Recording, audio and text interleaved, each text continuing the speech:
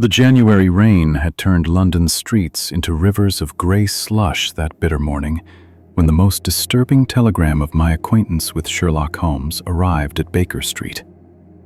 I had just finished my breakfast and was preparing to attend to a patient in Kensington when Holmes, who had been sorting through the morning's correspondence with his usual methodical detachment, suddenly went very still. His face, which normally showed little emotion beyond intellectual curiosity, displayed something I rarely saw there: genuine unease.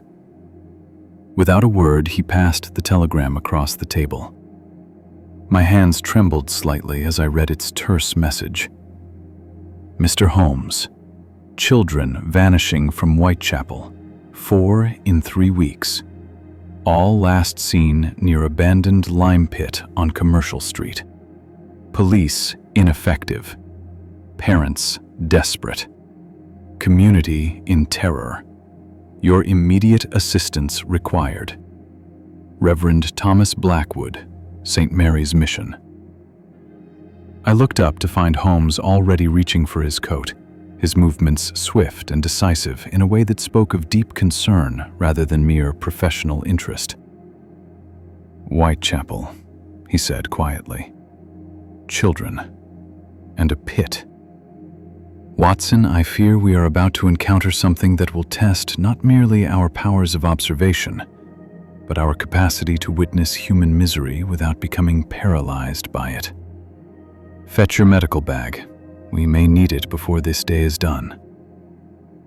The cab journey to Whitechapel took us from the relative comfort of Baker Street into London's darkest heart. Those narrow streets and crumbling tenements where poverty pressed in from all sides like a physical weight. The rain had not stopped, and the gutters ran with filthy water that carried the detritus of too many lives packed into too little space. Children in ragged clothes huddled in doorways. Women with hollow eyes watched us pass. The air itself seemed heavier here, laden with coal smoke and despair. Before I continue with this remarkable case, please subscribe to Detective Sherlock if you haven't already. Your support allows us to keep bringing these mysteries to you. Now, let us proceed. St. Mary's Mission stood on a corner of Commercial Street, a modest brick building that served as church, school, and refuge for the neighborhood's most desperate. Reverend Thomas Blackwood met us at the door, a man perhaps 50 years of age, with iron-gray hair and the gaunt features of someone who had witnessed more suffering than any person should bear. His eyes, however, burned with a fierce determination that commanded immediate respect. Mr. Holmes, Dr. Watson, thank God you've come. Every hour's delay may mean another child lost. He ushered us inside, out of the rain, into a small office where maps and papers covered every surface. I've documented everything: dates, times, last known locations. The police have been unhelpful. Holmes studied the maps with intense concentration. Tell me about the children. Names, ages, circumstances of their disappearance. Leave nothing out, no matter how trivial it may seem. Blackwood drew a shaking breath and began. The first was Mary Kelligan, 8 years old, disappeared 3 weeks ago on a Tuesday evening. She'd been sent by her mother to fetch water from the pump on Commercial Street. Never returned. Her body was found 2 days later in an abandoned lime pit behind the old tannery, the pit that gives this case its terrible name. He paused, visibly struggling with the memory. The second child was Tommy Bridger, age 6, vanished the following week while playing in the street with other children. The other boys said Tommy had chased a ball toward the tannery and simply never came back. His body was also found in the pit 3 days after he disappeared. The condition of the bodies? Holmes asked, his voice gentle but insistent. The doctor who examined them said they showed signs of having been kept somewhere before ending up in the pit. They were malnourished, dehydrated, but showed no obvious violence. Both appeared to have died from exposure and neglect, as if someone had simply locked them away and forgotten about them until they died, Holmes finished. And the other two children? Sarah Winters, age 7, and Daniel McCready, age 9. Both disappeared within the past week. Sarah 4 days ago, Daniel just yesterday morning. Neither has been found yet. Mr. Holmes, if they're being held somewhere as the first two were, there may still be time to save them. Holmes's jaw tightened almost imperceptibly. "Show me this pit. I must see the location immediately." The abandoned tannery stood 3 streets away, a derelict structure of crumbling brick and rotting timber that loomed over the surrounding tenements like a monument to industrial decline. Behind it, accessible through a gap in a rusted fence, lay what Reverend Blackwood had called the Lime Pit, a circular excavation perhaps 20 feet across and 15 feet deep, its sides smooth concrete now stained with rain and moss, its bottom covered with several inches of standing water and debris. Holmes approached the edge carefully, his sharp eyes scanning every inch of the surrounding ground. Despite the rain, he managed to identify several sets of footprints in the muddy earth. Adult boots, but also the smaller impressions of children's shoes. "The police examined this site?" he asked. "Cursorily," Blackwood replied with obvious bitterness. "Inspector Gregson spent perhaps 20 minutes here before declaring it the work of some vagrant and suggesting the children had simply fallen in accidentally." "Gregson is a fool," Holmes said flatly. "These children did not fall. Look at the distribution of the footprints, Watson. Multiple sets, all leading toward the pit, but none showing signs of a struggle or sudden loss of balance. These children walked here. And here," he pointed to a set of larger prints. An adult accompanied them, or followed immediately after. Someone who wore working boots, size 10 or 11, with a distinctive worn patch on the left heel. He turned his attention to the pit itself, producing a small grappling hook and rope from his coat. He always carried the most extraordinary collection of tools, and descending carefully into the excavation. For 20 minutes he searched the bottom, examining the walls, the debris, even the filthy water. When he finally climbed back out, his expression was grim. "2 bodies were found here," he said, "but 4 children have disappeared. That suggests either the other 2 are held elsewhere or—" He paused, unwilling to complete the thought aloud. "Or they have been disposed of in some other manner. I found no evidence of additional bodies in the pit itself, which offers some hope. Now, we must determine the pattern. Reverend Blackwood, you mentioned these children were last seen near this location. Describe their specific movements as precisely as you can recall." Over the next hour, as we stood in the rain beside that terrible pit, Blackwood recounted what he knew of each child's disappearance. A pattern emerged that even I could discern. All 4 children had been alone when last seen, separated from parents or companions by some brief errand or momentary distraction. All had been near Commercial Street, and all had disappeared between the hours of 5 and 7 in the evening, when darkness fell and the streets became less populated. "Someone is hunting these children," Holmes said quietly.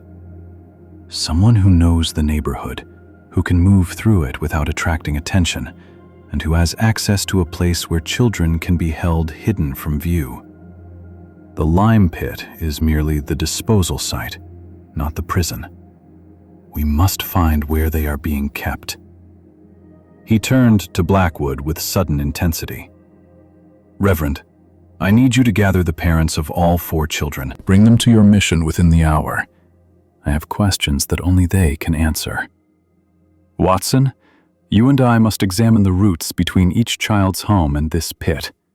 There is a pattern here, and patterns can be decoded. For the remainder of that afternoon, Holmes and I walked the cramped streets of Whitechapel with Blackwood's rough map as our guide. We traced Mary Kelligan's path from her family's tenement to the water pump. We stood where Tommy Bridger had last been seen playing. We visited Sarah Winters's home and spoke briefly with her distraught mother. At each location, Holmes examined the surroundings with microscopic attention, noting details I could not even perceive. The position of doorways that offered concealment, the alleys that provided quick escape routes, the buildings whose windows overlooked the streets. "Our predator," Holmes observed as we completed the circuit, "is intimately familiar with this district. He knows which corners are watched and which are not. He knows the rhythms of the neighborhood, when people are inside eating supper, when the streets are briefly empty. And he has patience. These abductions occurred over 3 weeks, suggesting he was waiting for specific opportunities rather than acting rashly." "But who?" I demanded, frustrated by the horror of it all. "What kind of monster preys on children in this manner?" "That," Holmes said, "is what we must discover before nightfall. If Sarah and Daniel are still alive, they have been without proper food or water for days. Time is our enemy now, Watson, as surely as the creature who took them." At St. Mary's Mission, we found 6 people waiting in Blackwood's office, the parents of the 4 vanished children, their faces etched with anguish that went beyond words. Mary Kelligan's mother was a washerwoman with hands roughened by lie and labor. Tommy Bridger's father was a dock worker, massive and broken. Sarah Winters's parents clung to each other as if physical contact was all that prevented them from collapsing. Daniel McCready's mother sat alone, her husband having abandoned the family months earlier. Holmes addressed them with a gentleness I had rarely heard in his voice. "I know your pain is beyond measure. I promise you that I will do everything within my power to find your children. But I need information, and I need your complete honesty, regardless of what you may fear the answers will reveal." He asked them questions that seemed, at first, almost cruel in their specificity. Had any of their children mentioned being followed or approached by strangers? Had anyone shown unusual interest in their families? Had they noticed anyone new in the neighborhood, anyone whose presence seemed out of place? Had their children received any gifts or treats from people they didn't know? It was Sarah Winters's mother who provided the first crucial piece of information. "Sarah did mention," she said hesitantly, "about a month ago, that a kind man had given her and some other children sweets near the tannery. She said he was a workman of some kind, with tools. I scolded her for taking sweets from strangers, and thought no more of it." Holmes leaned forward. "Describe what else she said about this man. Every detail matters." "She said he was ordinary looking, that's all. Not tall, not short, not old, not young. He wore a working man's clothes and cap. She remembered his hands were dirty, like he'd been working with something that stained them. And he had a kind voice." "A kind voice," Holmes repeated. "The predator's most effective disguise. And these tools, did Sarah mention what kind?" "No, sir. Just that he had tools with him, like a builder or someone who fixes things." Holmes's expression had grown very still, the way it did when pieces of a puzzle began aligning in his remarkable mind. "Mrs. Winters, in the days before Sarah disappeared, did anyone come to your building to make repairs? Fix doors, windows, pipes?" She thought for a moment. "There was a man who came to look at the cistern in the basement. The landlord sent him, said the water system needed checking, but that was just 2 days before Sarah vanished." Holmes turned to the other parents. "Did any of you have similar visits? Repairmen, inspectors, anyone who came to examine your buildings in the week before your children disappeared?" A pattern emerged that made my blood run cold. All 4 families lived in buildings that had received visits from a repairman within days of each child's disappearance. The man had been alone. He had asked to see basements or cellars. He had been there for 30 minutes or more, and in each case, he had been authorized by the landlord, a man named Silas Crouch, who owned several of the worst tenements in Whitechapel. "Where does this Crouch reside?" Holmes demanded. "He has an office on Durward Street," Blackwood supplied, "but he's rarely there. I've heard he keeps rooms above one of his properties on Thrall Street." Holmes was already moving toward the door. "Watson, we haven't a moment to lose. Reverend Blackwood, I need you to send word to Scotland Yard. Tell them to send every available man to the address on Thrall Street, and for God's sake, tell them to bring tools for breaking down doors. Our children are running out of time." The building on Thrall Street was a narrow, 4-story structure that seemed to lean wearily against its neighbors, its windows dark with grime, its brickwork blackened by decades of coal smoke. We arrived ahead of the police, and Holmes was unwilling to wait. He examined the front door briefly, then led me around to a side alley where a rusted iron gate barred access to a below-ground entrance. "The cellars," he said.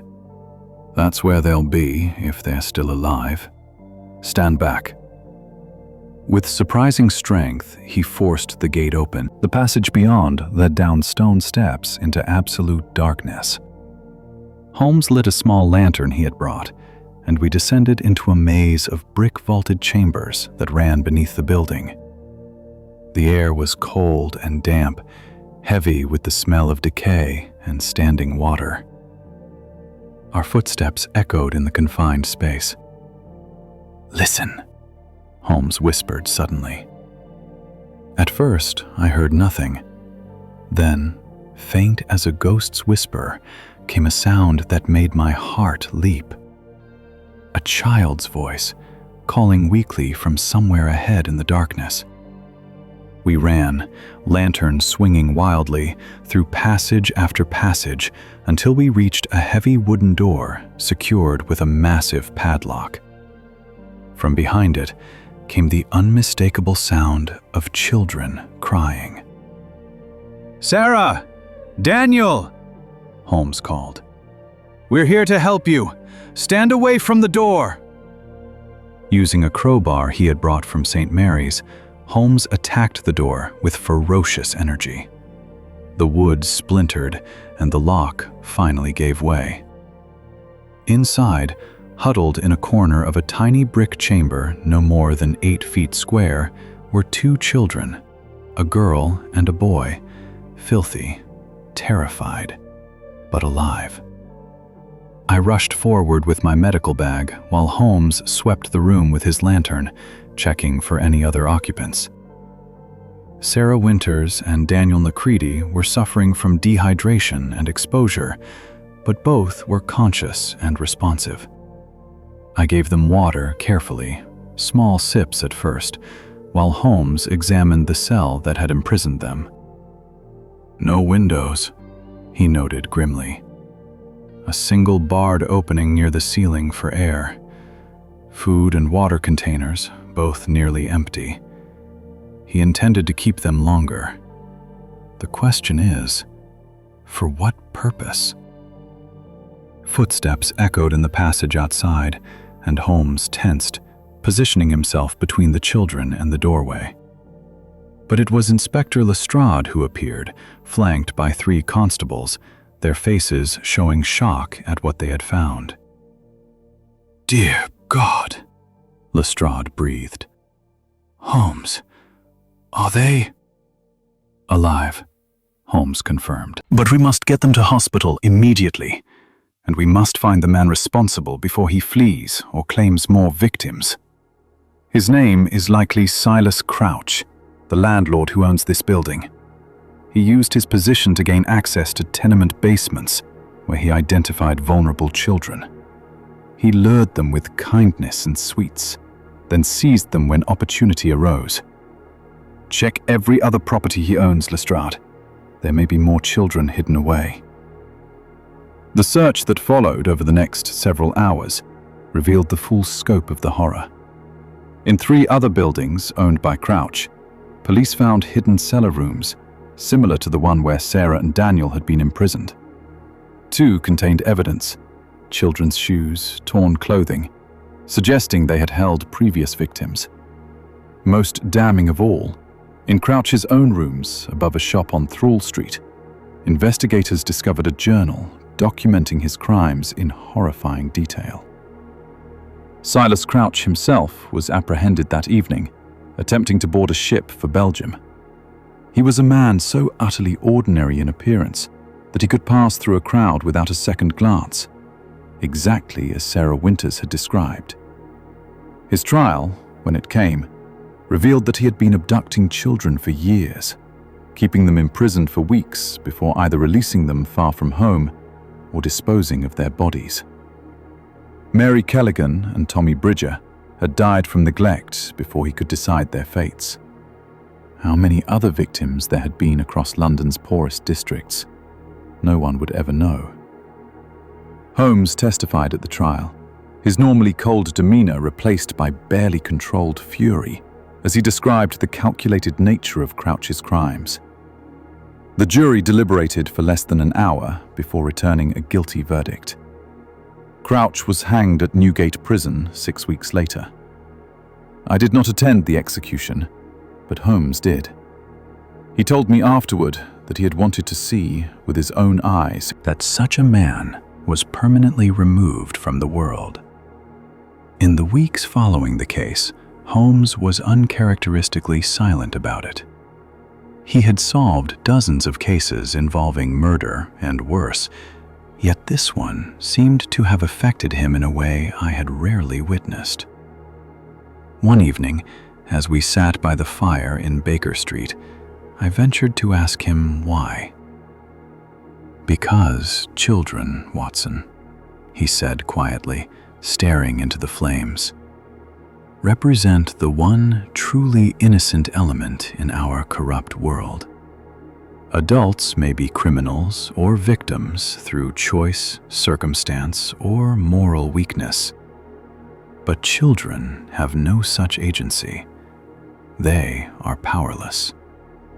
When someone like Crouch preys upon that powerlessness, using their trust and vulnerability as weapons against them, it represents evil in its purest form." He turned to look at me, and I saw something in his eyes I had never seen before. Not anger, not grief, but a kind of weary sadness that came from having looked too long into humanity's darkest corners. "The children in that pit," he continued, "were murdered not by violence, but by neglect.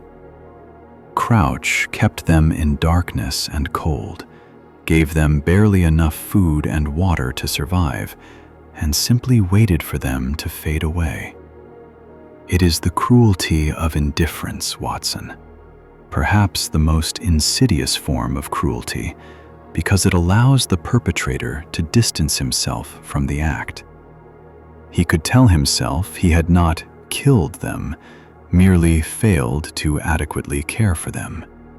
That moral evasion compounds the crime."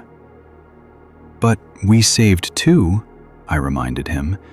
"Sarah and Daniel are home with their families because of your deductions. That must count for something." "It does," Holmes acknowledged. "But I think always of Mary and Tommy, and of the unknown others who suffered in Crouch's hidden rooms over the years.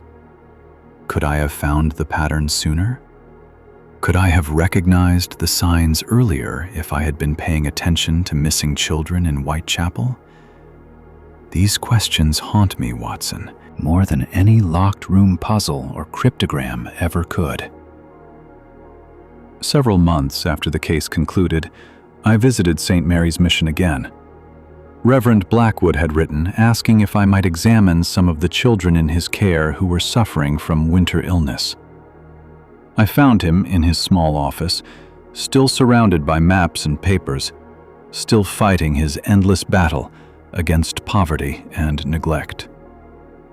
"Dr. Watson," he greeted me warmly, "thank you for coming. And please, give Mr. Holmes my regards when next you see him.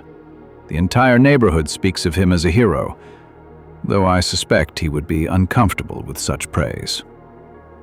"He would indeed," I agreed. "But tell me, Reverend, how are Sarah and Daniel? Have they recovered?" Blackwood's expression grew thoughtful. "Physically, yes, thanks in large part to your own care. Emotionally and mentally, that is a longer journey. Sarah still has nightmares.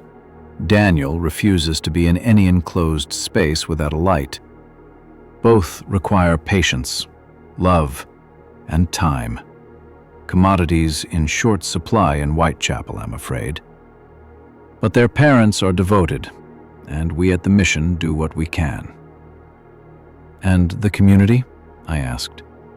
"How have they responded to learning the truth about Crouch?"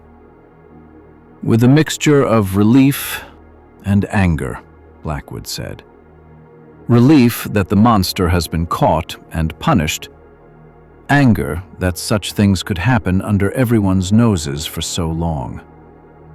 But also, Dr. Watson, with a kind of grim understanding. In Whitechapel, children disappear all the time, to disease, to accidents, to the simple, grinding poverty that swallows lives without ceremony. Crouch's crimes were particularly vicious, yes, but they occurred in a context of suffering that makes every day a battle for survival. Until we address that larger injustice, I fear we will continue to lose children to predators of all kinds." His words stayed with me long after I left the mission. Holmes, in his remarkable way, had identified the pattern and caught the predator. But Blackwood was right. The larger pattern of poverty, neglect, and systemic indifference created the conditions in which monsters like Crouch could operate almost invisibly. When I returned to Baker Street that evening, I found Holmes hunched over his chemistry bench, working on some experiment that required his complete attention. I did not interrupt him.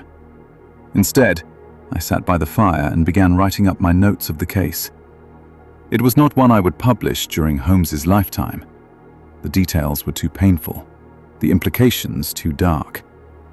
But it deserved to be recorded, if only to remind future generations that evil takes many forms, and that vigilance must be constant. The children in the pit case taught me that detection is not merely an intellectual exercise, but a moral imperative.